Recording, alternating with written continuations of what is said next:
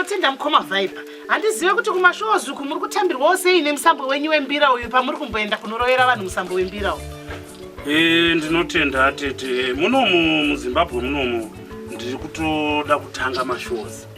Ndisati ndatanga zvomuno muZimbabwe kuita mashows ndakatongouya ndichingoti ndigadzirise nyaya yemavidheos nekusiyawo ndaita mashows. Ndichaitawo mashows munzvimbo dzakangoti kutiwo ndichitenderera ndozoti zvangu ndoenda. Asi zvinezvi ndichambotenderera muZimbabwe munzvimbo dzakati wandei.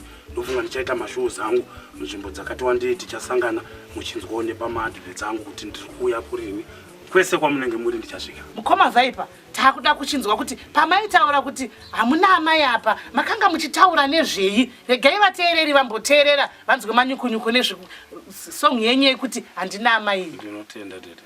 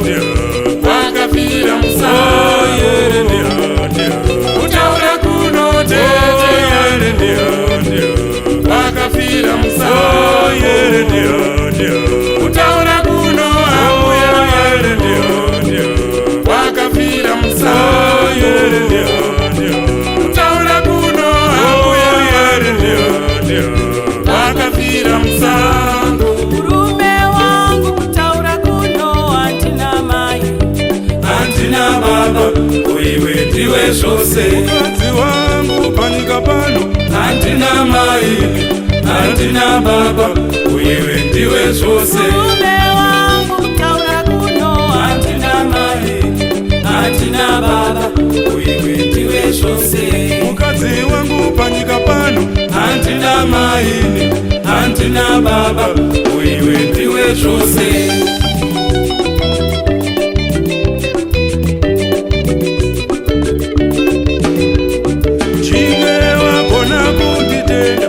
Tenda mai wangu, ivo vakandichengeta munamo nerugare.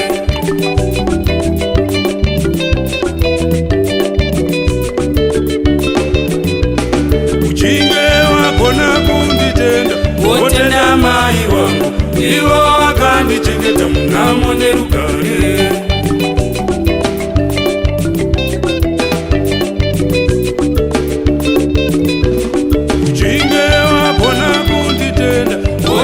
Baba wangu, ivo vakandichengeta munamo nerugare.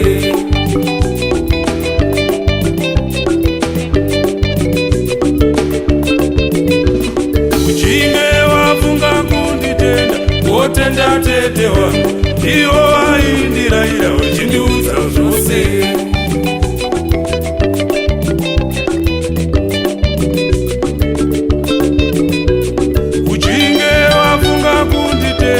Wotenda mbuya wangu, ivo vaindiraira vachindiudza zvose.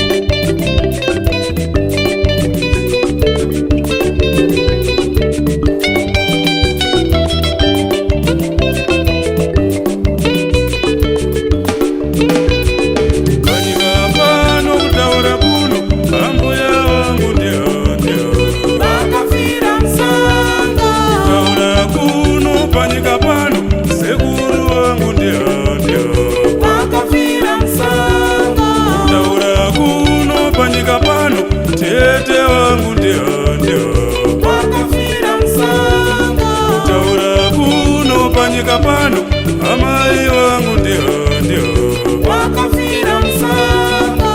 Taura kuno panyika pano, baba vangu